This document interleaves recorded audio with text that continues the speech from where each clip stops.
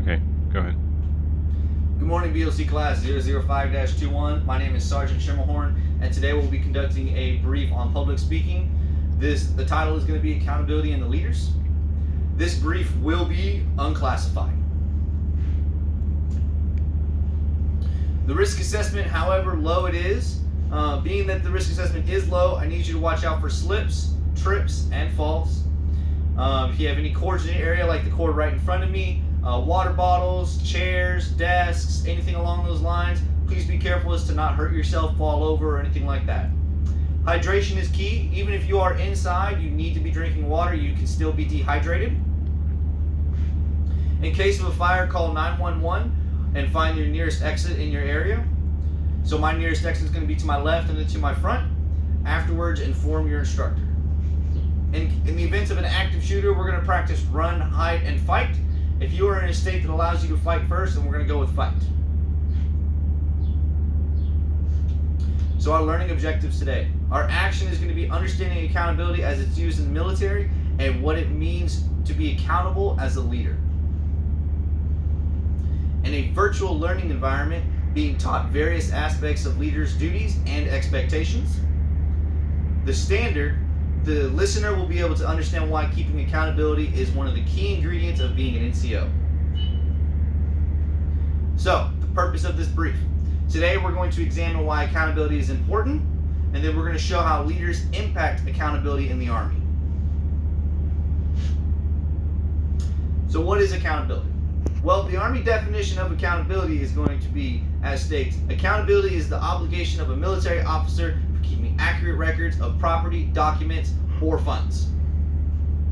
So not exactly what we think as soldiers, me, you, somebody else, as accountability. Our first thought maybe is something a little along the lines of, showing up on time. And that brings us into my next slide. So accountability, when soldiers hear accountability, they think the first thing generally is showing up to formation 15 minutes prior. This is true. However, accountability has many different uses, and it can be tied into many different aspects. Let's talk about how. So we have 3 examples of accountability today. I'm going to just hit 3. There are many others, but these are the 3 we're going to talk about. So the first one is going to be preventative maintenance checks and services on motorized equipment. So what does that mean?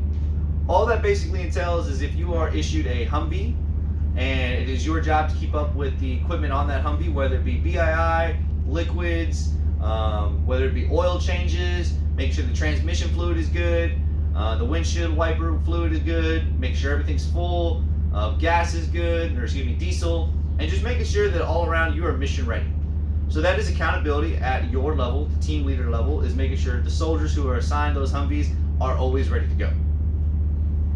So our next one is going to be appointments. Appointments is a little bit of a broad topic, and when you think appointments, generally people think of sick call.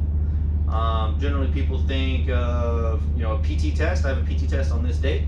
So our job as leaders, and to be held accountable and held our subordinates accountable, is going to be making sure that they get to those appointments, making sure after the appointments we follow up with the soldiers to make sure that they're okay and if we can help in any way, and making sure that if you have an appointment, you go to your appointment. Because sometimes soldiers don't go.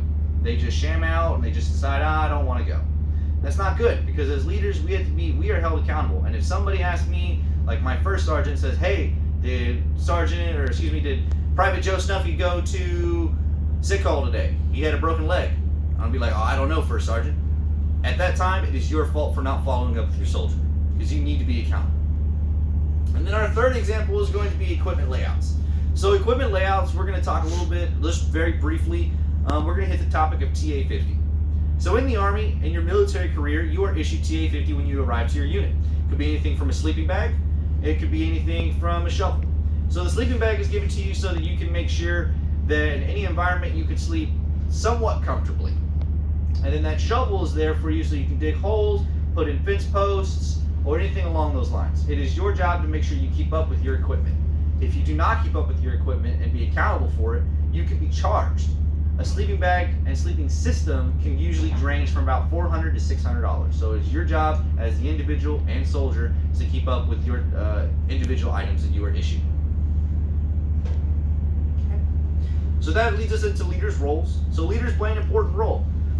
Leaders generally are laying the groundwork and the foundation. They are executing the mission that the officers appointed over them decide that they want to do, right? So that leads us into, topics of types of leaders in the Army. So there's good leaders and there's inexperienced leaders. We're going to hit them very briefly. So good leaders in the Army could be anything from someone who's been in for a long time, knows what he's doing, can teach soldiers effectively, and is able to motivate all and any soldiers below him, subordinate-wise. Right?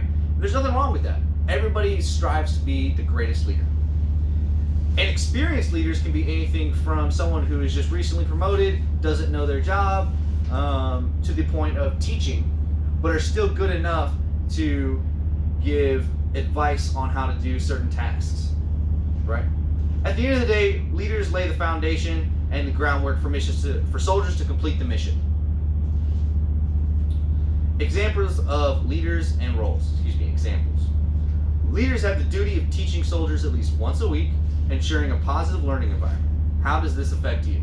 So as a leader or a future NCO, your job is to make sure that your soldiers below you are trained on various aspects of the mission that they need to complete.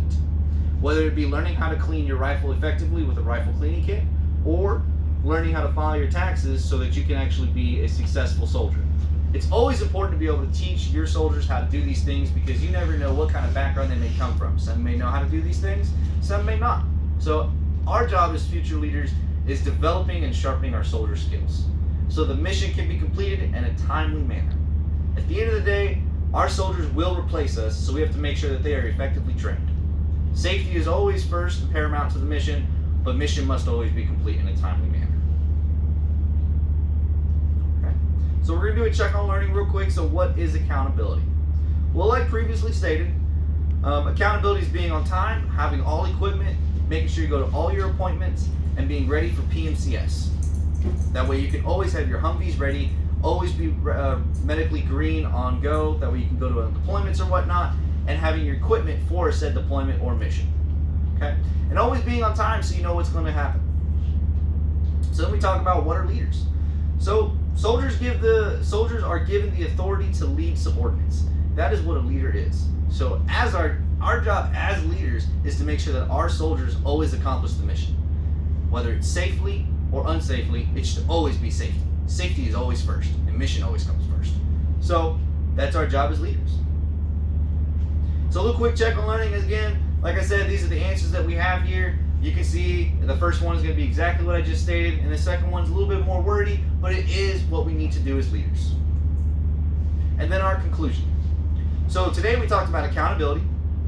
We talked about the types of accountability, how accountability affects the soldier, the leaders involved, the kinds of leaders, and then the styles of leaders. So there's a very big, broad aspect that we have to keep in mind. Do I have any questions, comments, or concerns? It's good to know. I'll make sure to answer that question on one-on-one if that's what you like. Okay, we're going to do a quick AR of 1 sustain, 1 improve. And maybe not too long on certain slides. Okay. Try not to use filler words, got it. Second. You like the resources. Appreciate it. Well, I haven't got the resources yet. So here are the resources that I used. Accountability, military law, and legal definitions. This is generally where I found almost all of my information. So if you wish to understand some of the topics that we talked about today, this is a great link to use. Other than that, this will conclude my brief. Thank you everybody for joining me.